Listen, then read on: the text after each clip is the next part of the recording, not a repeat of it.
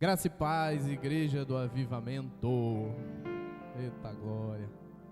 Como é bom estarmos aqui mais uma noite para adorarmos o nome do Senhor, né, queridos? Quero agradecer de antemão aí mais uma vez a confiança dos meus pastores por confiar em nós a trazer a palavra do Senhor, porque é de uma responsabilidade imensa, né? Por mais que a gente estude e tenha conhecimento, aqui só funciona com o Espírito Santo de Deus. Então, glória a Deus, obrigado meus pastores, tenho crescido muito nessa igreja, aprendido muito no âmbito espiritual. Os pastores têm nos ajudado a crescer em todas as áreas da minha vida. Então eu sou muito grato a Deus porque Ele me oportunizou estar aqui. Amém?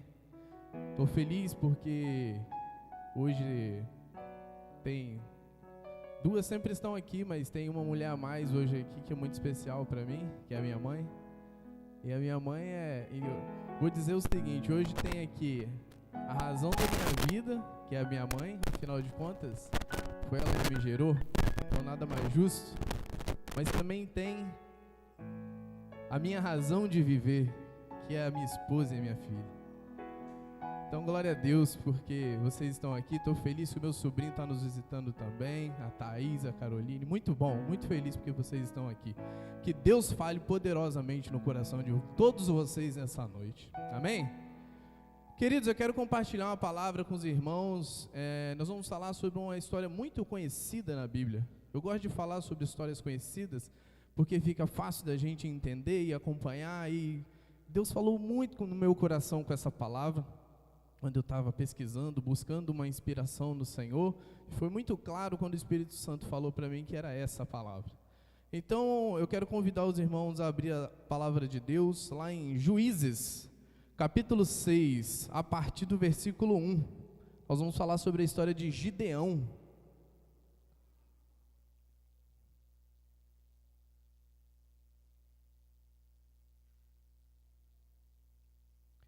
Nós vamos lendo aos poucos, porque é uma leitura extensa, e aí a gente vai lendo e aprendendo um pouquinho com cada versículo que o Senhor quer nos explicar.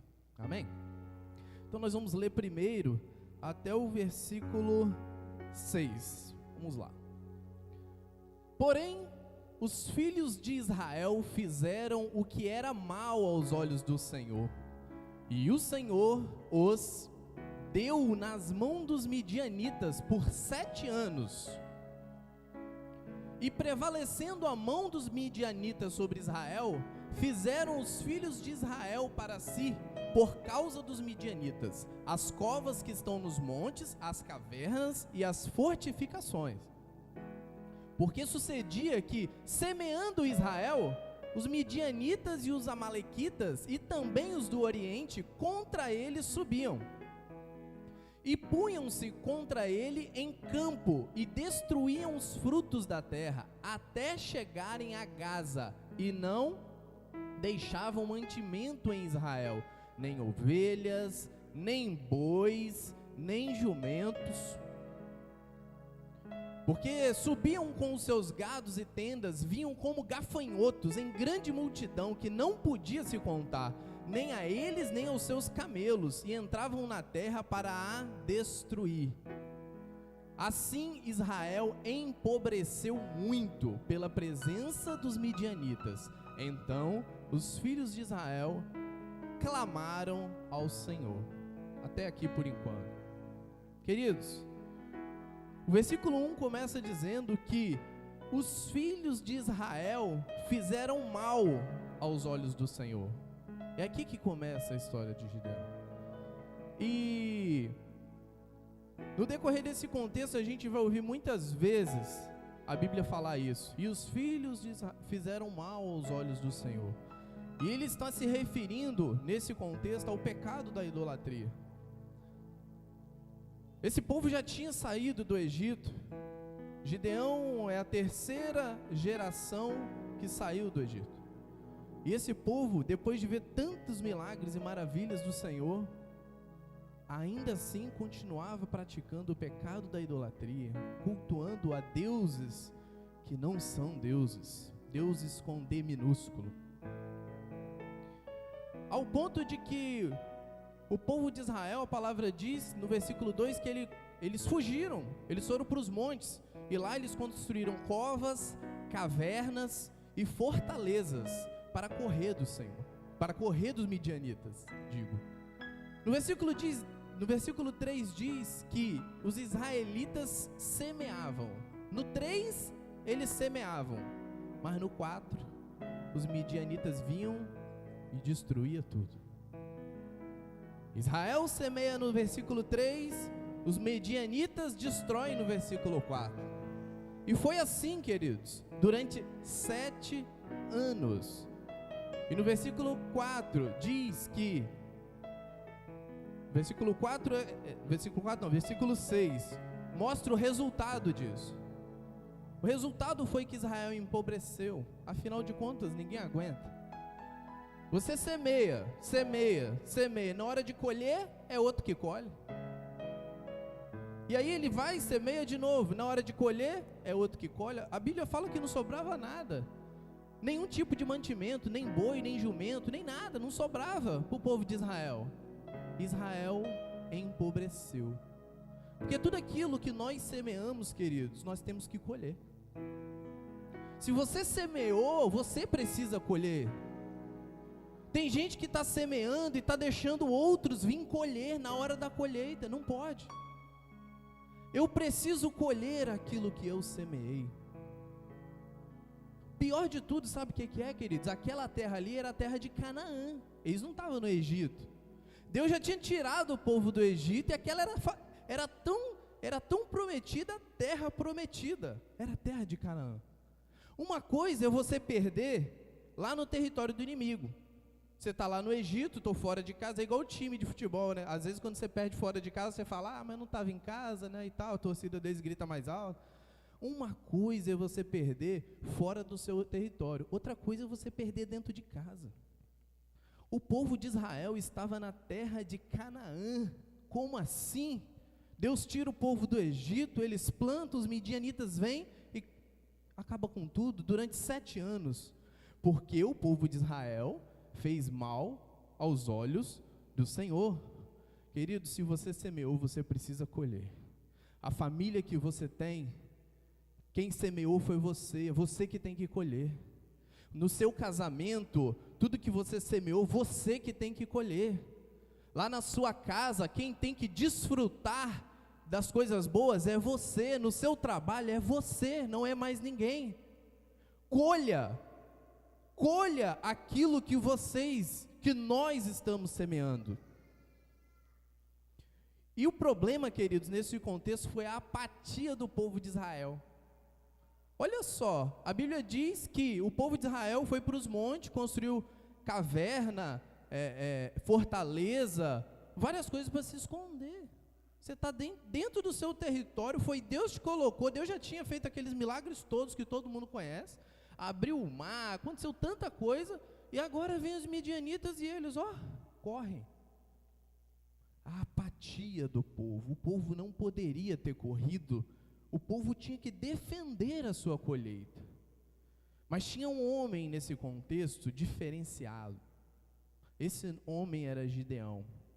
Gideão, queridos, ele vai aparecer nesse contexto, a Bíblia vai nos ensinar no fundo de um lagar. Gideão não correu, sabe por quê? A Bíblia diz que eu e você fomos feitos para ser cabeça e não cauda.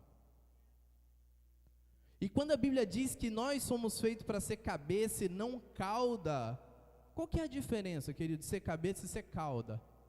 A cabeça age, a cauda reage. A cabeça pensa, a cauda faz aquilo que a cabeça pensou. Se eu estou fazendo as coisas baseado no que os outros estão fazendo, eu estou sendo cauda, não estou sendo cabeça. E o povo correu, tudo cauda, mas Gideão foi cabeça. Gideão não correu, Gideão ficou lá, defendendo o mantimento dele. Quando nós somos cabeça, querido, nós somos feitos para influenciar e não ser influenciados. Quando nós somos cabeça, nós mudamos o ambiente não consegue nos mudar. Então, desde já eu quero profetizar nessa noite que se você está se comportando como cauda, hoje você vai sair daqui como cabeça, porque o Senhor vai fazer. Gideão, queridos, estava dentro do lagar, mas antes de entrar nesse contexto, vamos para o versículo 6, a parte B, porque tem algo muito interessante aqui. Finalzinho que eu li, ó. Então os filhos de Israel clamaram ao Senhor. 7 anos sofrendo, queridos, precisou acontecer isso tudo para o povo clamar ao Senhor. Parece simples quando a gente lê, mas não tem nada de simples nessa passagem. Sabe por quê? No versículo 7, olha o que acontece. E sucedeu que, clamando os filhos de Israel ao Senhor, por causa dos midianitas, pode pôr, enviou o Senhor um profeta aos filhos de Israel. O que tem de especial aqui? O tempo dos profetas não era aquele ainda. O tempo dos profetas só ia começar daqui a 200 anos, lá em 1 Samuel. Mas por causa do clamor do povo de Israel, Deus levanta um profeta para resolver o problema do seu povo. Só uma pessoa entendeu. Eu vou te explicar melhor. Ei, por causa do seu clamor, aquilo que está programado para acontecer daqui 2 anos, 1 ano, pode acontecer ainda esse ano. O seu clamor a Deus tem o poder de antecipar a sua promessa. Deus está aguardando que nós abramos a nossa boca e clamemos a Ele. Glória a Deus, aleluias. Eu fico imaginando nesse cenário, vamos para o versículo 11, por favor. Então o anjo do Senhor veio e assentou-se debaixo do carvalho que está em Ofra, que pertencia a Joás, a Abiezrida. E Gideão, seu filho, estava malhando o trigo no lagar, para salvar dos midianitas.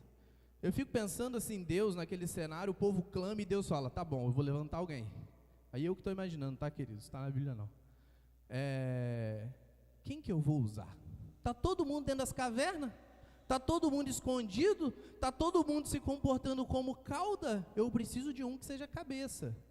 Até que a palavra diz que o anjo do Senhor veio e achou um homem. Tinha um que estava se comportando como cabeça. E ele estava, queridos, no fundo de um lagar, nós vamos entender o que é isso, malhando o trigo. E ele estava lá, ele não estava ali protegendo a vida dele não, igual os outros. O pessoal estava tudo na caverna, protegendo a própria vida. Ele não, ele estava ali, ó o finalzinho, para os salvar dos midianitas. Gideão estava protegendo o trigo. Gideão estava protegendo o mantimento, porque na hora da escassez, ele teria. Enquanto o povo não tinha nada, Gideão sempre teve, porque Gideão sempre cuidou daquilo que era dele. E isso é muito valioso, muito importante, porque isso vai fazer sentido um pouco mais para frente nessa história. Então vamos continuar. Gideão estava no lugar protegendo o seu trigo.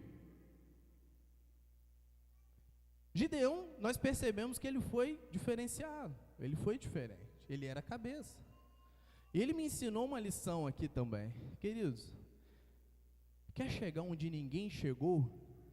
Passe onde ninguém passou. Quer ser o que ninguém é? Faça o que ninguém tem coragem de fazer. Nós precisamos ser diferentes. Deus vai revelar os lagares escondidos nessa terra para nós nessa noite. Ele vai revelar e nós estaremos lá, firmes e fortes, independente do desconforto, mas a gente vai estar lá, protegendo o lagar que Deus nos mostrou. Queridos, malhar o trigo era uma tarefa muito difícil. Eu não conhecia o processo, passei a conhecer nesse estudo. Da forma tradicional lá atrás, para se malhar o trigo era debulhar o trigo, era tirar a casca, separar a semente da casca. E a semente, a casca do trigo, ela é muito fininha, é muito difícil de fazer essa tarefa. O povo lá, eles separavam o trigo assim, tinha uma eira, o que é uma eira? É um espaço muito grande, com mais ou menos 50 por 50, e que dava uns 2.500 metros quadrados. Era um espaço grande, plano. Ali eles jogavam o trigo, um monte de trigo. E aí, depois que o trigo estava todo no chão, eles pegavam 2 cabeças de boi, né, 2 animais de carga, colocavam uma espécie de trenó nas costas deles, só que esse trenó não tinha roda. Colocavam um peso em cima do trenó, e ali ele subia naqueles animais, né, e ficava passando de um lado para o outro, passando em cima do trigo. O peso do trenó ia passando em cima do trigo e ia quebrando a casca. E aí ia separando casca de semente. Mas ainda assim estava tudo ali, tudo junto, tudo misturado. Feito esse processo, acabou, quebrei a casca, agora tem que separar. Tem que separar a casca da semente. E como é que ele separava?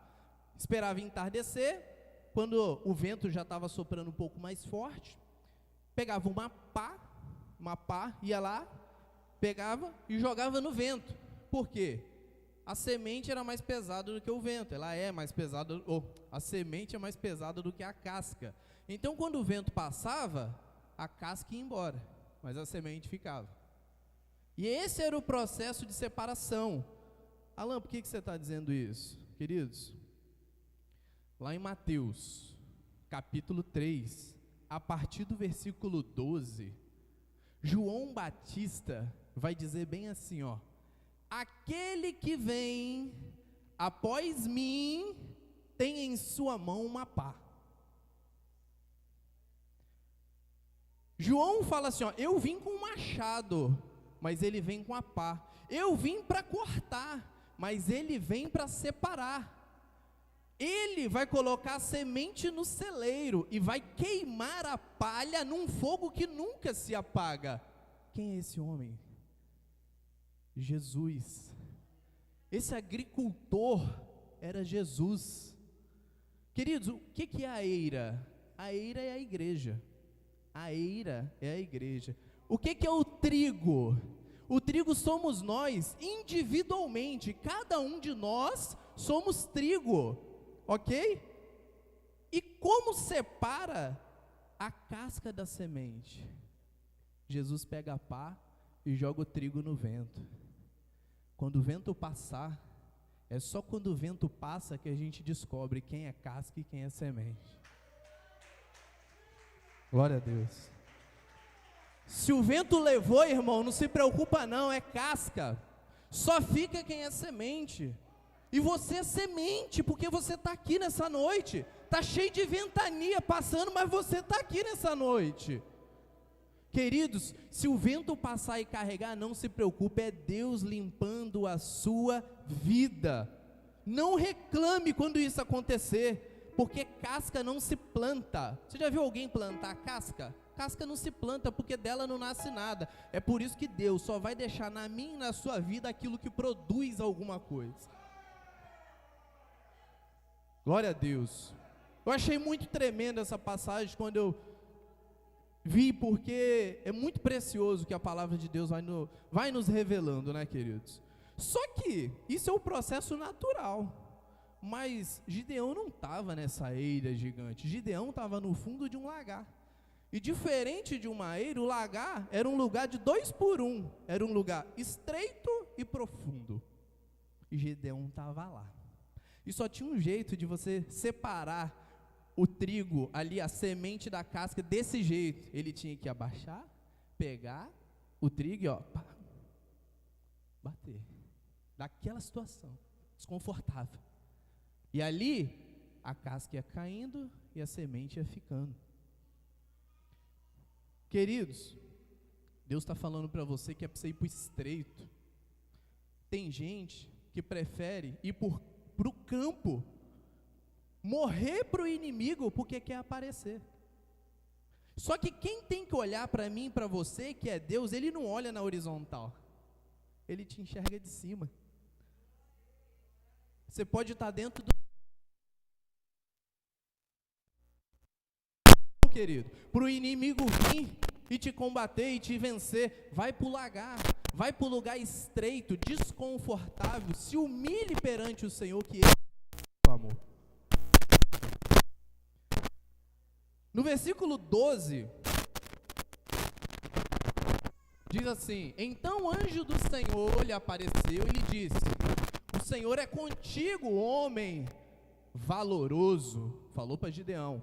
O 13, mas Gideão lhe respondeu: ai, Senhor meu, se o Senhor é conosco, por que tudo isso nos sobreveio? E que é feito de todas as suas maravilhas que os nossos pais nos contaram, dizendo: não nos fez o Senhor subir do Egito? Agora, porém, o Senhor nos desamparou e nos deu nas mãos dos midianitas. Pode ir para o 14, por favor. Então o Senhor olhou para ele e disse: vai nesta tua força, e livrarás a Israel das mãos dos midianitas. Porventura não te enviei eu? Eu não sei se os irmãos perceberam, mas tem algo enigmático aqui. Porque Gideão vira para o anjo aparece para Gideão e fala: é você que eu escolhi, homem valoroso. Só que Gideão olha para o anjo e fala assim: tá, mas meus pais me contaram que lá no Egito, né, o Senhor tirou o povo de lá, fez isso, fez aquilo, milagres e maravilhas. Por que está acontecendo tudo isso aqui? Por que o nosso povo está perecendo 7 anos na mão dos midianitas?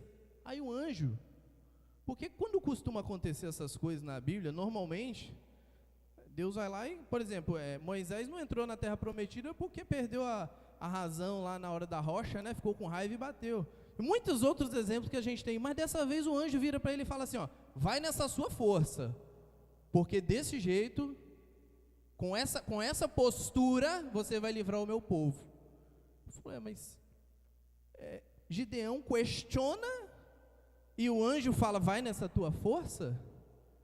É porque Deus, queridos, Ele não ouve aquilo que sai da minha boca, Ele sonda o meu coração. Não adianta eu ficar falando muito se eu não tiver um coração limpo. Deus sempre conhece o meu coração. E Gideão, quando estava falando aquilo, Gideão não estava questionando, Gideão não estava duvidando, muito pelo contrário. Para Gideão, aquilo não fazia sentido. Deus, o Senhor fez tantas maravilhas lá atrás, eu não posso estar vivendo o que eu estou vivendo hoje. Essa realidade não me pertence. Entendeu o contexto? Por que o anjo vira e fala: vai nessa tua força, é disso que eu preciso. Quantas vezes, queridos, eu e você vivemos situações que não condizem com a realidade que a gente aprendeu? Quantas vezes a nossa situação de vida, ela está fora do lugar? Não era para estar daquele jeito, mas está. Só que tem um detalhe: o fato de estar fora do lugar não quer dizer que Deus não pode colocar no lugar. Deus vai colocar no lugar. Eu preciso entender e crer que Ele vai colocar no lugar. Gideão pergunta: como ele iria salvar o povo de Israel? E o anjo fala para ele: certamente estarei contigo. Queridos, o exército dos midianitas, deixa eu ver que horas. O exército dos midianitas era 135 mil homens, era muita gente. Gideão olha para ele e pergunta para ele: como é que eu vou? O anjo fala assim: ó, eu estarei contigo, e você vai derrubar aquele exército como se eles fossem um homem só. Aí Gideão fala assim: então, Senhor, eu vou fazer o seguinte, para provar que o Senhor é Deus mesmo, que está falando comigo, me espera aqui, que eu vou lá em casa pegar um presente para você. E se você receber o meu presente, então eu vou crer que é o Senhor que está falando comigo. Que postura de Gideão. Sabe por quê? Quando você pede um sinal para Deus, e eu aposto que você já pediu, o que você fala? Normalmente, nós falamos: se for o Senhor mesmo, me dá um sinal, faz isso para mim, faz aquilo outro para mim, faz alguém fazer isso, não sei o que. A gente pede para Deus, mas Gideão faz o contrário. Gideão fala assim: não, peraí, se for o Senhor, me espera aqui, eu vou lá em casa pegar um presente para você. Se o Senhor receber o que eu tenho para te dar, é Deus. E o anjo fala: fechado. O anjo fica ali e Gideão vai em casa. Vocês lembram que Israel estava pobre? A gente falou lá no começo, era 7 anos, semeava e o povo levava. E a Bíblia fala que não tinha nem boi, nem jumento, nem nada. Mas Gideão chega em casa, Gideão foi pai de 70 filhos, querido. 70. Gideão chega em casa e fala: esposa, prepara para mim aí um cabrito e nós vamos fazer um pão. Mas qual o tamanho desse pão? 20 quilos de farinha nós vamos usar. Está na Bíblia, queridos. Gideão foi, o anjo está lá esperando. Ele vai, que cabrito? Não tinha cabrito. Como que Gideão tinha um cabrito? Israel estava pobre. O povo vinha e saqueava tudo. Mas Gideão era cabeça, não era cauda. Ele sempre cuidou, ele tinha. E Gideão, aquilo era o melhor que ele tinha. O melhor. E ele vai e pega o melhor. O cabrito, ele preparou. Ele não pegou o cabrito e trouxe não, ele preparou. E um pão com 20 quilos de farinha, imagina o tamanho desse pão. Aí ele pega aquilo, pegou e trouxe. Chegou lá, entregou para o anjo.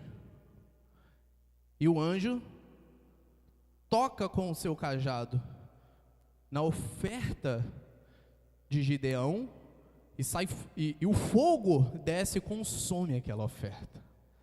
O Senhor recebe aquela oferta. Queridos, a maior prova de Deus para conosco não é aquilo que Ele tem para me dar, mas aquilo que eu tenho para oferecer para Ele. Nós precisamos entender esse princípio. Contente-se nessa noite de dar o seu culto ao Senhor. Isso já é suficiente. Amém, queridos? Quem tem algo para receber de Deus nessa noite? Mas Ele também tem para receber de você. Entrega alguma coisa para Ele nessa noite. Que seja uma lágrima, que seja um coração quebrantado, Ele vai receber. Que seja um aleluia, Ele vai receber. Que seja levantar as suas mãos e glorificar ao nome dEle, Ele vai receber. Se você veio aqui nessa noite para adorar o nome de Deus, não saia daqui sem entregar para Ele aquilo que Ele veio buscar. Porque é dessa forma, a forma mais preciosa que eu tenho de adorar o nome do Senhor. Versículo 25, queridos, para a gente avançar, senão o meu tempo vai esgotar. E aconteceu naquela mesma noite que o Senhor lhe disse: toma o boi que pertence ao teu pai, a saber, o segundo boi, aquele de 7 anos, e derruba o altar de Baal, que é de teu pai, e corta o bosque que está no pé dele. Queridos, olha que interessante, a primeira oferta é voluntária. Gideão vai lá, pega a oferta e leva para o anjo. Agora Deus fala, agora é diferente, agora Deus fala: Gideão, agora vai lá, pega aquele boi lá do seu pai, mas é o segundo boi, aquele que tem 7 anos. 7 anos? Tem quanto tempo que o povo está sendo escravizado? 7. Deus não estava pedindo boi não, queridos. Deus estava pedindo tempo para Gideão. Você não entendeu? Você tem coragem de trazer para o altar do Senhor aquilo que demorou tanto tempo para você construir? Quando Deus pede aquele novilho, Deus estava pedindo o tempo. E é muito profundo esse pedido dele. Queridos, o final dessa história todo mundo conhece. Gideão, ele reúne 32 mil homens. 32 mil homens. E pede um sinal para Deus. Ele reúne os midianitas eram 135 mil.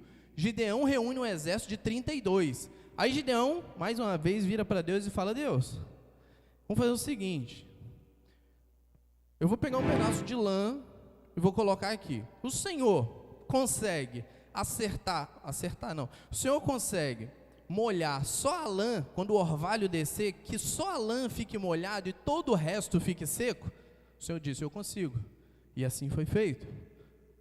Depois Gideão inverte: Senhor, não fica chateado comigo não, mas agora eu vou inverter. Molha em volta da lã, esse em volta era muito grande, molha em volta, tudo que está em volta o Senhor molha, mas deixa a lã seca. O Senhor falou: eu consigo, fechado. E assim aconteceu. Aí Gideão falou assim: eu vou para essa guerra. Gideão era 32 mil homens Com ele tinha... E vai diminuir essa quantidade. Mas Gideão estava olhando para os 135 mil homens lá. Gideão fala assim, bom, deixa eu ver se Deus vai me livrar mesmo. Se Deus acertou só aquela lã e deixou tudo em volta destruído, ele teve a certeza que quando ele fosse, o Senhor também ia proteger ele. Sabe o que eu aprendo com isso, queridos? Deus não erra a mira, não. 1000 cairão ao seu lado, 10.000 à sua esquerda, mas você e eu não seremos atingidos, porque a precisão de Deus, ela é certeira. Ele não erra. E Gideão fala, eu vou para essa guerra. Só que Deus pede para diminuir o exército. Gideão, tem muita gente, 32 mil não dá. Faz o seguinte, tira os medrosos e os covardes. Sabe quantos, irmão? 22 mil. Só ficou 10. Agora complicou, 135 mil homens, e agora eu só tenho 10. E esses 10, era faca na caveira. Porque Deus fala assim, sai os medrosos e os covardes, então só ficou os corajosos e os valentes, correto? Se Deus falou, está falado. Aí ficou 10 mil homens. Só que desses 10 mil, Deus ainda fala, tem muito, vai ter que diminuir mais. Faz o seguinte, Gideão, pega esses 10 mil e manda beber água. Beber água? Gideão, manda beber água. Por que beber água, queridos? Porque é nas pequenas coisas que Deus vai nos testar.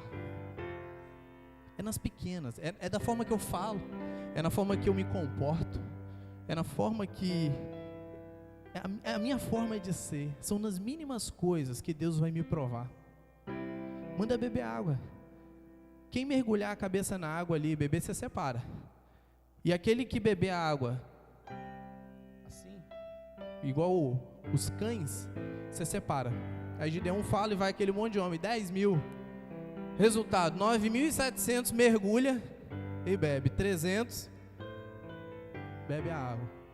Aí Gideão deve ter pensado, esses 300, né, tá fora do propósito. Aí Deus fala, não, Gideão, é os 9.700 que estão fora. Como assim, Senhor? Só 300? Por quê, queridos? Por que quem bebeu assim, ficou? Para pensar. Se você beber, você está com sede, você vai lá, faz isso aqui, ó. Matou a sede? Matou sua sede? Matou não, você continuou com sede. E você vai ter que voltar na fonte de novo. Deus quer pessoas que voltem a Ele todas as horas, todos os dias, que constantemente sintam o desejo e a necessidade de voltar na fonte. E que fonte é essa? A fonte é Jesus, a fonte é a palavra de Deus. E aí Deus fala, esses são os caras, esses são os 300, pode ir, que eu sou contigo, e você vai vencer essa guerra. Queridos, capítulo 7, versículo 13 e 14, nós já estamos caminhando para o final. Versículo 13 e 14, olha que profundo. Chegando, pois, Gideão, eis que estava contando um homem ao seu companheiro um sonho, e dizia, eis que tive um sonho, eis que um pão de cevada torrado, rodava pelo arraial dos midianitas, e chegava até a tenda, e a feriu, e caiu, e a transtornou de cima para baixo, e ficou caída. O próximo. E respondeu o seu companheiro e disse, não é isso outra coisa, senão a espada de Gideão, filho de Joá, varão israelita. Deus tem dado na sua mão os midianitas e todo este arraial. Queridos, o pão, quando Gideão foi buscar a oferta dele, o que ele levou para o anjo? Um pão de 20 quilos de farinha e o cabrito. Chegou lá, quando o anjo tocou no pão, o fogo consumiu. E aí Deus faz um midianita sonhar, e no sonho, o que está descendo do céu? O pão torrado, A oferta, Deus estava dizendo assim: Gideão, eu recebi a sua oferta. Gideão, eu recebi a sua oferta, e é a sua oferta, eu estou te devolvendo agora para você vencer. Eu estou usando a sua oferta para você ter a vitória. Queridos, para mim receber de cima, primeiro eu tenho que entregar de baixo. Deus é fiel, Ele sempre nos honra. Gideão deu o que ele tinha de melhor em tempo de crise, porque ele sabia quem ele estava servindo. Enquanto você entrega o seu pão aqui, Deus está te dando vitória lá na sua casa, na sua família, no seu trabalho, em todas as áreas da sua vida. Entrega aqui, queridos, porque Ele vai te entregar lá, Ele vai te recompensar. Então Gideão dá o comando para o seu exército: ei, à meia-noite, eles vão quebrar o cântaro. Naquela época, queridos, os soldados, eles usavam espada e escudo. Numa mão era espada, na outra mão era escudo. Não tinha cântaro. Não fazia parte de uma armadura de um soldado usar cântaro. O pastor nos explicou isso aqui há um tempo atrás. Só que os soldados, os 300, eles foram com cântaros. Quando eles chegaram pé, a Bíblia diz que não dava para contar. Era muito camelo, muita gente. Era como se fosse a areia do mar, de tão numeroso que era o exército dos midianitas. E lá vem o povo de Israel, com cântaro na mão e trombetas na outra. Cadê a espada e o escudo? Aí Gideão fala assim: à meia-noite, quebra o cântaro e acende a tocha, o fogo. Só usava fogo, só usava tocha quem era líder de exército, que comandava 1000 homens. Cabo Emerson. Só comandante de 1000 homens andava com tocha na mão. Era meia-noite, estava tudo escuro. Quando eles tocaram as trombetas, que eles olharam, que eles viram 300 tochas acesas, a conta foi fácil. Eles olharam e falaram: lascou, estamos perdidos. 1000, 2000, 3000, 10.000, 50.000, 100.000, 200.000, 300.000. E a Bíblia diz que eles se confundiram e começaram a se matar e fugir. E o povo de Israel, só com fogo na mão. Deus fez tudo. Deus fez tudo, queridos. Deus providenciou tudo. Olha como Deus é lindo. Como Deus corresponde a uma oferta bem dada.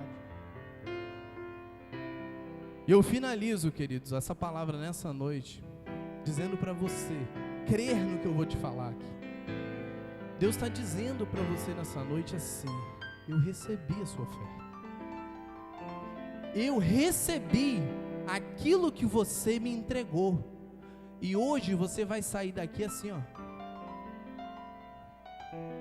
Você vai sair com sua tocha acesa. E quando o inimigo olhar para você, queridos, ele não vai ver você não. Ele vai ver 1000 atrás de você e vai falar: ali não dá para mim não. Ali não dá para mim, é muito grande, o Senhor é com ele. Porque Deus recebeu a sua oferta. Que o Senhor possa abençoá-los, que essa palavra possa frutificar no seu coração, que daqui para frente possamos ser cabeça e não mais cauda, que possamos ter posturas como Gideão, que se portou como cabeça, falou como cabeça, agiu como cabeça e teve a vitória pelas mãos do Senhor. Que nós possamos ter aprendido e praticar esse ensinamento, e para que nós possamos também receber a vitória do Senhor. Amém? Glória a Deus. Então amém. Vamos orar, queridos? Coloque-se de pé, por favor. Maravilhoso, grande e eterno Deus. Oh meu Deus, muito obrigado, Pai. Obrigado porque nós reconhecemos a nossa dependência em Ti, porque nós reconhecemos a Tua grandeza, Pai. Obrigado porque nós estamos aqui com a oportunidade de falar com o Senhor, de Te adorar. Ó Senhor, em nome de Jesus, nos perdoe pela nossa visão limitada. Nos perdoe por deixar que as coisas deste mundo, o trabalho, muitas das vezes não permita que a nossa visão espiritual fique 100% ligada no Senhor. Deus, em nome de Jesus, receba a nossa oferta nessa noite, Pai. Nós não temos nada para Te pedir nessa noite, nós queremos apenas que o Senhor receba aquilo que nós temos para Te dar, Deus. Em nome de Jesus, sonda o nosso coração, Pai, e recebe, Pai. Recebe a nossa oferta nessa noite, Pai. E em nome de Jesus, nos abençoa.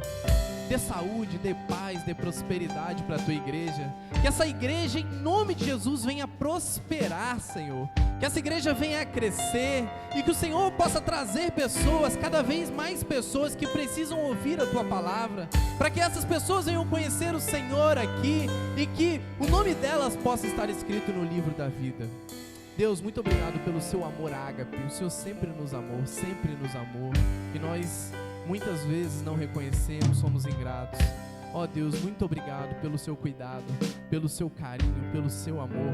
Esteja conosco, Senhor, hoje e para todo sempre, Senhor. É a oração que eu lhe faço, em nome de Jesus. Amém e amém. Glória a Deus. Glória a Deus, querido, que lindo. Eu queria orar agora por algo impossível. Para Gideão era algo impossível, mas o temor do coração daquele homem fez que o impossível se tornasse possível. Porque para o Senhor tudo é possível ao que crer. E a fé vem, e vem por ouvir a palavra de Deus. Debaixo dessa palavra, meu irmão, tão alinhada, uma palavra tão consolidada, o que para você é impossível agora? Feche seus olhos.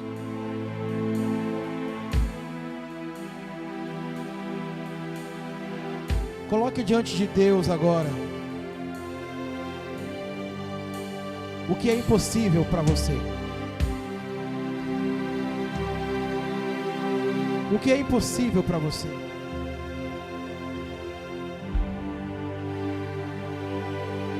Senhor, está difícil e é impossível.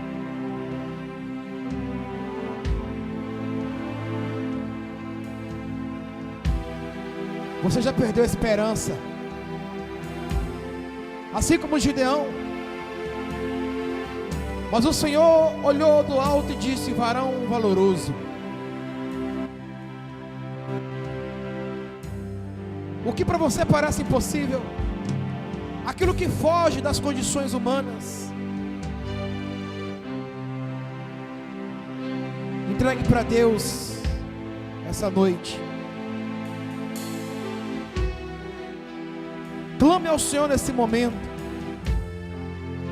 e com toda a fé que brota do teu coração, confiança no Deus do milagre, peça para o Senhor intervir nessa batalha. Ó Deus, em nome de Jesus, debaixo dessa palavra alinhada, clamamos a Ti no âmbito do impossível. Ó Pai querido, meu Deus, em nome de Jesus, vá curando a quem precisa de cura, vai restaurando quem precisa de restauração. Oh meu Deus, entra na vida deste homem, desta mulher, desta família. Oh Deus, se é porta de emprego, meu Deus, se é algo no âmbito do impossível para este homem, devolve a ele a esperança, a confiança, e age, meu Pai, no impossível, e mostra que Tu és Deus de ontem, de hoje, e é Deus eterno. Porque a Tua palavra diz que o Senhor não muda, o Senhor ainda continua ressuscitando, transformando, curando, libertando, restaurando e fazendo milagres. Ó Pai, nós oramos agora, porque acreditamos no Teu nome e no Teu poder. Ó Senhor, estamos aqui porque acreditamos no Teu nome e no Teu poder. A nossa esperança está em Ti, a nossa força está em Ti, a nossa confiança está em Ti. Ó Deus, age, age meu Pai, age meu Deus, age meu Pai, promove a cura neste momento. Assim como aquele povo de Israel clamou e o Senhor enviou respostas. Meu Deus, eu não sei qual é a miséria deste homem, desta mulher, desta família, deste casal, meu Pai, mas o Senhor conhece. Eu também não sei qual é o tempo que este homem, que esta mulher, que este casal, que este jovem está passando por esta luta, por esse vício, meu Deus, mas o Senhor sabe. Entra agora, meu Deus, ouve o nosso clamor e responde dos céus e cura o Teu povo, restaura o Teu povo, muda a sorte do Teu povo, cura a dor nas costas, da coluna, cura o Covid, cura a gripe, entra no corpo físico deste homem, desta mulher e cura o câncer, cura a AIDS, cura a diabetes, dor nas pernas, na coluna, na visão, no ouvido, na cabeça, vai curando, vai abrindo portas de emprego, empresas, vai prosperando de forma extraordinária, concursos públicos. Meu Deus, coloca o Teu povo como cabeça em todos os lugares. Ó Pai, nós oramos porque acreditamos que o Senhor age no impossível. E a Tua palavra diz que sem fé é impossível Te agradar. E nós estamos aqui ofertando a nossa fé ao Senhor. Recebe, Pai. Ó Pai, recebe e faz o milagre para a glória do Teu nome. Erga a tua mão direita e diga: Pai, eu entrego esta causa nas Tuas mãos, e eu creio. Fale com convicção, meu irmão. Eu creio que o Senhor agirá no impossível. Em nome de Jesus, diga amém, diga eu acredito e dá um aplauso ao Senhor. Aleluias. Obrigado por que veio. Até sábado para os jovens que estarão conosco. Domingo à noite às 18, aqui um culto de celebração poderosa ao Senhor. Deus estará aqui, irmãos, como sempre esteve, transformando vidas para a glória dEle. Que o Deus de paz e a graça redentiva do Filho, que as doces consolações do Espírito Santo repouse sobre a tua vida, sobre a tua casa, sobre a tua geração, sobre os teus negócios, sobre as tuas finanças hoje e sempre. Que a graça do Deus eterno lhe cure, lhe restaure e lhe dê a bênção e a proteção que você precisa. Que haja paz em Jerusalém, prosperidade sobre os teus palácios, e que prosperem todos aqueles que amam e oram por Jerusalém, porque está escrito: eu abençoarei os que te abençoaram. Obrigado porque vieram, volte sempre, amamos vocês. Um beijo no coração, graça e